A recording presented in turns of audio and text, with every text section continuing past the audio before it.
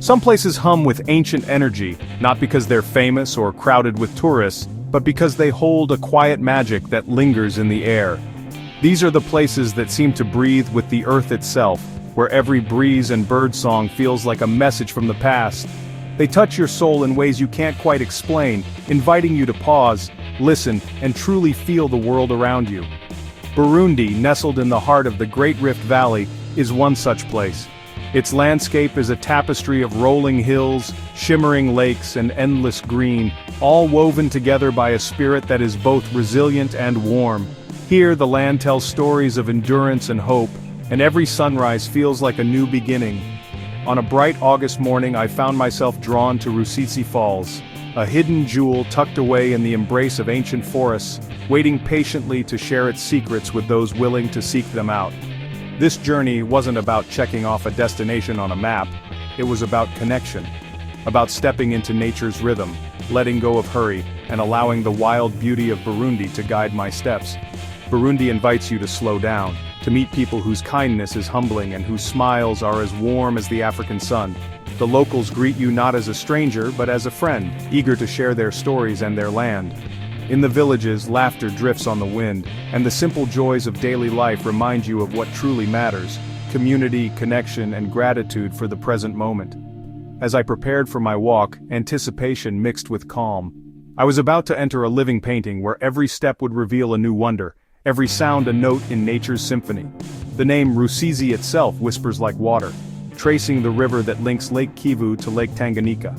This river is a lifeline, nourishing the land and the people who depend on its gentle flow. The falls are a dramatic crescendo in the river's journey, a place of unleashed power and ancient stories. Here the water roars with life, echoing legends passed down through generations. Even before I set foot on the trail, Rusizi Falls captured my imagination as the wild heart of Africa, a place where nature's spirit is untamed and free. This was no paved journey, but an immersion into wilderness, authentic and rare. The path twisted through thick jungle, alive with the calls of unseen creatures and the scent of earth after rain. I felt grateful for the chance to experience a memory that would shine long after I left Burundi, a whisper from the heart of Africa, echoing in my soul, reminding me that some places are not just seen, but deeply felt. The walk to Rusizi Falls began on a simple, dusty track that wound its way from a small, sun-baked village. The earth beneath my feet was warm, the air tinged with the scent of wood smoke and distant cooking fires.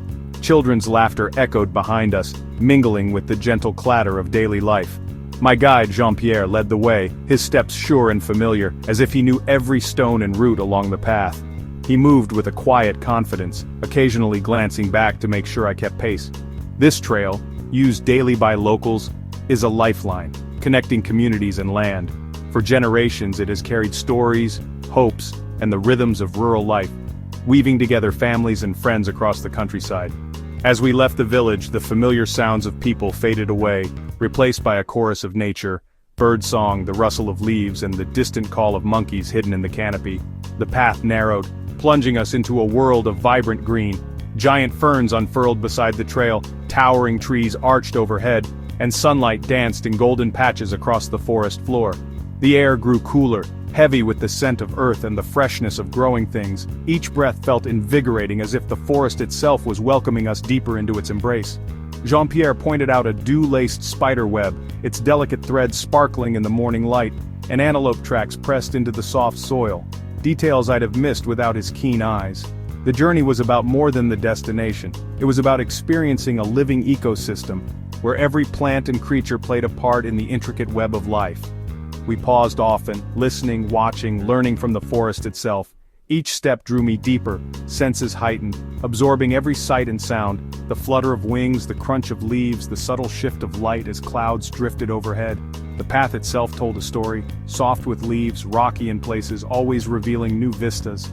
Sometimes it curved unexpectedly, offering glimpses of distant hills or hidden streams sparkling in the undergrowth. This was a pilgrimage, a meditative journey into the heart of the wild. With every step I felt a growing sense of connection, to the land, to its people, and to the quiet wisdom of the forest itself. The deeper we ventured, the louder and richer the wilderness became, a true symphony. Insects buzzed, birds called in dazzling patterns, hidden in the dense foliage. Beneath it all, the forest pulsed with rustling leaves and creaking bamboo. Jean-Pierre translated the forest's language. "That's a taraco, listen, colobus monkeys." Then a new sound emerged, a low, growing rumble.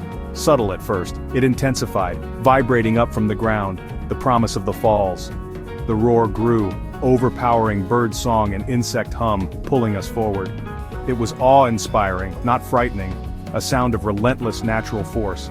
Water carving rock, a process older than memory.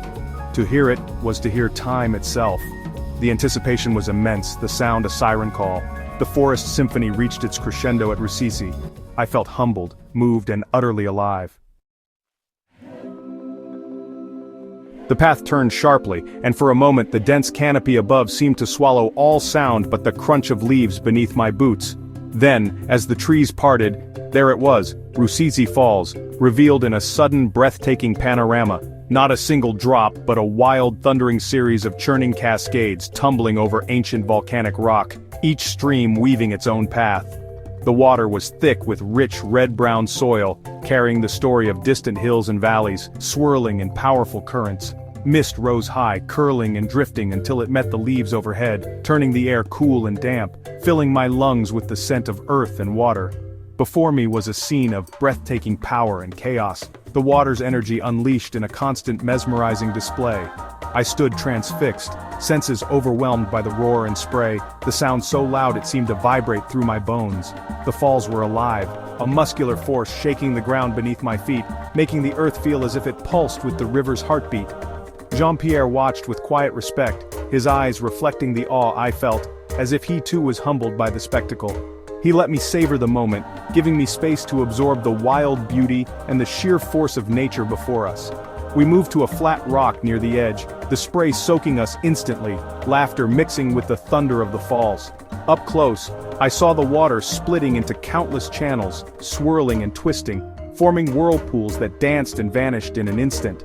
Sunlight caught the mist, painting rainbows that shimmered and faded, a fleeting magic only visible from this vantage. The scene was ever-changing, water levels rising and falling, light shifting with the clouds, yet it felt eternal, as if this drama had played out for centuries. This display had happened long before me, before any human set foot here, and would continue for generations yet to come. The river's flow was relentless, a never-ending stream that seemed to defy time itself. Standing there, dwarfed by the falls, I was reminded of my small place in nature's grand scheme, a single moment in a much larger story. The power was both humbling and exhilarating, a force that demanded respect and inspired wonder. In that moment, I felt part of something vast and timeless, connected to the river, the land, and the endless rhythm of water and stone. Watching Rusizi Falls is witnessing an eternal dance, water and stone in constant motion. The ancient rock forms the stage, shaped over centuries by the relentless flow. Water, seemingly soft, carves even the hardest stone through persistence. Each cascade has its own character, smooth sheets, violent torrents, all part of a living sculpture. The rocks tell their own story, streaked with color, moss, and algae. In quiet pools, pebbles polished by time rest as silent witnesses. This dance is the heart of Rusizi, a dynamic process shaping the planet. To stand here is to feel connected to Earth's history and creation. The fall's power is not just physical but emotional and spiritual. It's a lesson in patience, transformation, and the artistry of nature. Here you feel small yet deeply part of something beautiful. The mist from the falls creates a lush microclimate where life thrives. Moss blankets rocks, ferns sprout from every crevice, drawing life from the spray. Dragonflies dart, sunbirds flash among flowering vines, wagtails hop along the water's edge. The trees, draped in lianas, reach over the gorge, their roots stabilizing the banks. These trees are guardians, providing homes and nutrients for countless species. Even the churning water teems with life, fish and otters adapted to the currents. This is a vibrant ecosystem interconnected and dependent on the river's force. The falls are not just a geological wonder, but the heart of a living community. Every element here is shaped by and shapes the power of Rusizi. After the awe, I found a sun-warmed rock and sat, letting the roar become a meditative hum.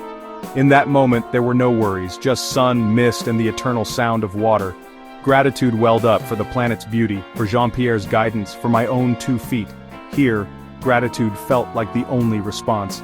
I thought of those who live near the falls, shaped by its presence. Living close to such power must instill deep respect for the earth. This was more than seeing a waterfall. It was a lesson in humility, beauty, and peace. In the wild's embrace, I found what truly matters. Rusizi Falls isn't just a destination, it's an experience that lingers long after you leave. Its raw authenticity makes you feel like an explorer, discovering a hidden world.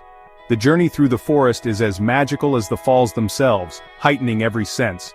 Here, you don't just see the falls, you feel, hear, and breathe them. Standing before the churning water, you witness a process unfolding for millennia. It's humbling, putting our lives in grand perspective. Rusizi touches something primal, a direct encounter with the planet's power and beauty. In a digital world, such moments are a reset for the spirit. This place doesn't just command attention, it captures your heart. Leaving Rusizi Falls felt like saying goodbye to a profound friend. As the roar faded, I made a promise to remember, to carry the spirit of this wild place and to protect such wonders for future generations. These natural jewels are vital, living systems, not just scenery. We are part of them, their health is our own. Protecting them is our greatest responsibility. Seek out wild places, whether in Africa or your local woods. Walk slowly, listen, open your heart to nature's beauty. Let these experiences enrich your life and connect you to something larger. Let's become guardians, traveling with respect, leaving only footprints. The roar of Rusizi is a call to action, a reminder of what we stand to lose. Let's answer with gratitude and commitment to preserving our world's magic. It's a gift we must treasure, always.